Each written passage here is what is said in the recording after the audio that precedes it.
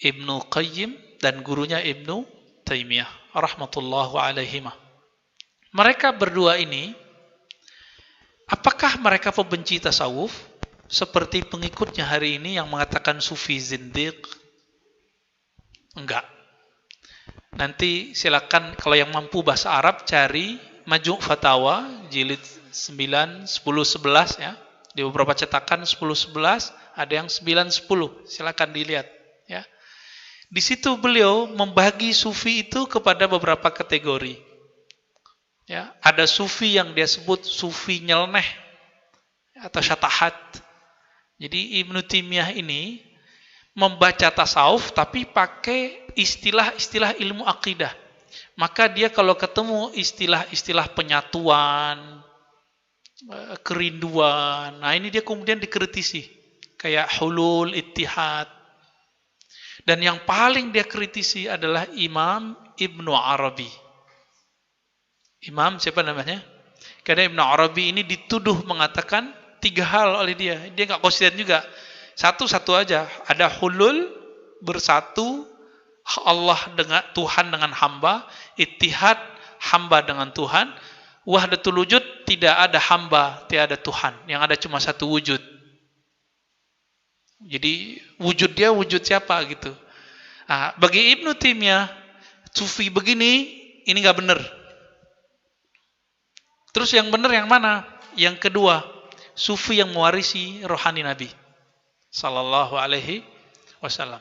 Jadi bagi dia mereka ini nggak mewarisi Nabi yang pertama, yang kedua iya. Kalau disebut yang pertama sufi syatahat, yang kedua sufi sunni. Kira-kira begitulah istilahnya. Yang pertama bid'ah, yang kedua ikut sunnah. Bagaimana dengan Ibnu Qayyim? Ibnu Qayyim dalam kitabnya Madarijus Salikin itu tebal, Pak. Ini saya bawa agak berat. Kita nggak punya teman yang bawain soalnya. Saya udah nggak di pesantren tinggalnya. Madarijus Salikin ada yang nyetak 3 jilid, ada yang 2 jilid, ada yang 1 jilid tebal. Saya punya 2 versi. Ibnu Qayyim ngasih judulnya Madarij. Madarij itu artinya maqamat. Makom salik, orang-orang yang sedang suluk. Pernah dengar kata suluk ya? Suluk identik dengan sufi atau fikih? Suluk itu perjalanan seorang murid ketika dia mengenal Allah Subhanahu wa ta'ala. Disebut dengan suluk. Suluk juga berarti akhlak. Suluknya baik, nah berarti akhlaknya baik. Tapi suluk versi sufi adalah perjalanan seorang murid kepada Allah Subhanahu wa ta'ala. Dia tinggal di sini, tapi rohaninya berjalan, gitu. Itu maksudnya. Nabi Muhammad itu tetap di Mekah, tapi rohaninya itu berkembang terus. Puncaknya Allah naikkan dengan badannya, dengan sendalnya, naik ke aras dan bermunajat kepada Allah di sana.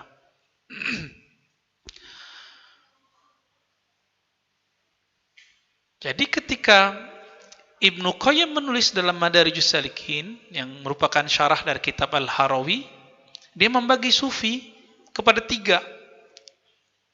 Yang saya ingat nih Pak ya.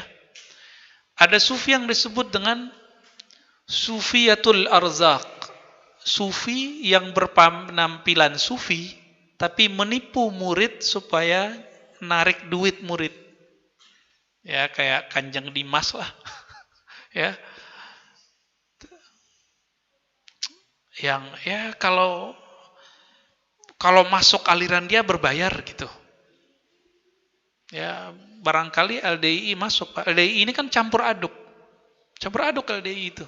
Dibilang Wahabi, loh ada tasawufnya. Dibilang tasawuf kok orang di luar dia dianggap tidak benar syahadatnya. Kayak kita-kita ini kan nggak dianggap benar syahadatnya. Ya kan? Yang sudah pernah ketemu LDI pahamlah maksud saya. Ya. Sufiyatul Arzaq, sufi yang bertopeng tasawuf, bertopeng ilmu zikir, ilmu hikmah, bisa juga tuh. Nanti kalau dapat zikir bayar mahar. Hati-hati. Ini sufkun, sufi tapi dukun. Hati-hati Pak ya. Hati-hati sama yang begini. Orang boleh, Pak. Misalnya saya ngobatin orang nih. Misal kalau saya bisa ngobat, kan saya nggak bisa ngobat. Seandainya saya ahli hikmah nih. Saya obatin orang biar misalnya sembuh dia dari gangguan-gangguan jin misalnya. Boleh saya pasang tarif? Boleh. Tapi saya ngerjain. Tapi antum nih mau belajar zikir. Dapat zikir dari saya. Terus saya pasang tarif. Ah, ini nggak boleh. Bisa bedain? Jadi ke ahli ruqyah, ahli bekam, ahli jinolog, kira-kira gitu boleh masang tarif. Yang nggak boleh siapa? Orang ngajarin zikir supaya narik duit si murid. Ini nggak boleh. Emang zikir bisa dibeli? Ya. Ini sufiyatul arzak. Ya, hati-hati sama sufi yang begini. Sufi begini, Pak, itu ciri-cirinya akan doyan akan demen sama murid yang kaya, yang tajir. Tidak suka dengan murid yang maka sekeliling dia orang-orang tajir. Nah, makanya saya curiga LDI kan begitu, Pak. Ya kan? Kalau ahli hikmah kadang-kadang dia merakyat juga. Ya kan? Kadang-kadang wah ini kasihan ya udahlah gitu. Ini hati-hati nih. Antum mau kaya, datang ke ahli hikmah, ahli hikmahnya enggak kaya. Kalau emang zikir dia bisa bikin kaya, dia kaya duluan dong. Yang waras dong. Jadi ini sufiyatul arzak nih hati-hati ya. Sufiyatul arzak nih melet orang, pengasihan, ini kerjaannya nih. Sufkun, sufi, tapi dukun aslinya. Jadi dalemannya itu dukun itu, bukan sufi dia. Yang kedua disebut dengan sufiyatul rusum. Sufi teoritis, ahli baca kitab. Jago, Ihya Ulumuddin lewat. Fususul Hikam 9 jilid lewat. Madarijus Salikin, oke. Ya, kalau berdebat tasawuf sama dia mati kita, Pak. Kalah kita sama dia. Ya, ini sufi-sufi apa nih? Sufi teoritis. Ini banyak di kampus-kampus sama majelis-majelis diskusi ma'rifat. Nah, hati kan. Jadi banyak juga nih dia mendiskusikan ma'rifatullah. Itu dihafalkan tuh ya. Dulu kalau di kampung saya orang belajar martabat 7. Ta'ayun awal, ta'ayun sani. Oh, dihafalkan, dengan itu dia berdebat. Bukan untuk mengenal Allah dia belajar itu. Beda dengan ulama yang dulu nulis kitab martabat 7 namanya Burhan Furi. Yang kemudian dipakai oleh ulama Nusantara semua di abad-abad 16, 17, 18, 19, 20. Itu isinya memang mengenalkan orang kepada Allah. Tapi sekarang itu jadi bahan kajian. Maka sekarang sufiyatul rusum tidak mesti dia seorang sufi. Bisa jadi dia cuma doktor, profesor. Bahkan mungkin dia non-muslim. Nah, di Australia itu ada namanya A.H. John. Itu pakar tasawuf, Pak. Nulis tentang martabat 7. Tapi apakah dia jadi muslim? Wallahu a'lam, saya nggak tahu.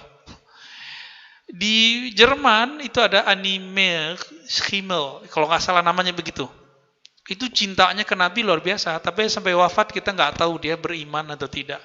Cuma saya lebih suka karya dia dibandingkan karya yang lain. Karena kalau dia nulis udah kayak muslim nulisnya. Ya. Lebih dari kita, lebih kenal Nabi dia mungkin daripada kita dalam sisi beberapa hal. Sayang meninggal tapi dalam upacara Kristen. Ada lagi namanya Masingong, ya, Masik non tulisannya, Masingong, bukan Songong, Pak ya. Ini orang Perancis, Francais. Dia nulis juga tentang Al-Hallaj, itu juga dahsyat sekali. Saya kebetulan ngajar orientalisme dan ulumul Quran di salah satu kampus Al-Quran, IIKI ya. Di situ kita menemukan bahwa orientalis kalau mengkaji tasawuf banyak yang masuk Islam. Tapi kalau mengkaji selain tasawuf, kebanyakan mengkritisi Islam. Mengkritisi Quran, hadis. Ya. Tapi kalau belajar tasawuf, enggak. Makanya sampai sekarang masih ada yang hidup tuh ya.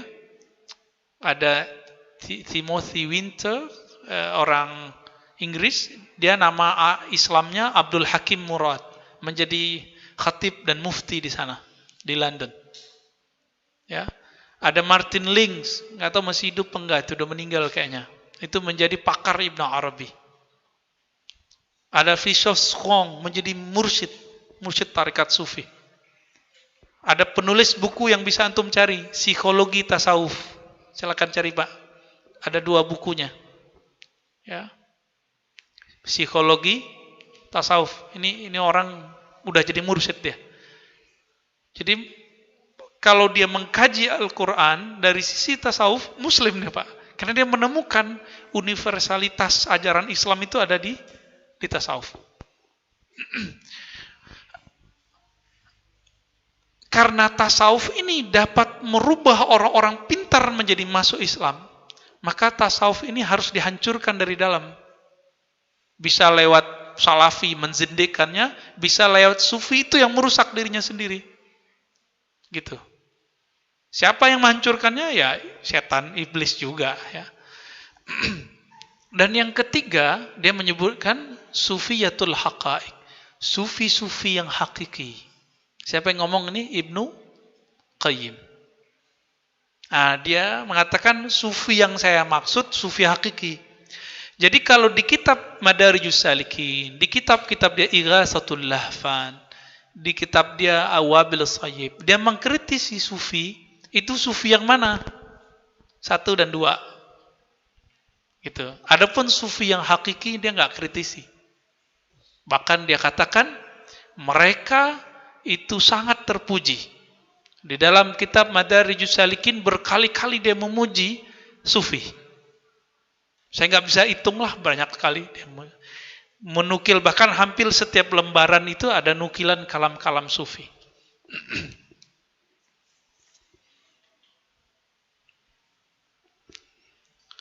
Bapak Ibu Saudara makan Allah, ikhwan hafillah. Jadi apakah Ibnu Qayyim, Ibnu Taimiyah menentang tasawuf? Tidak. Ya, dia tidak menentang tasawuf. Dia justru sangat mendukung orang bertasawuf.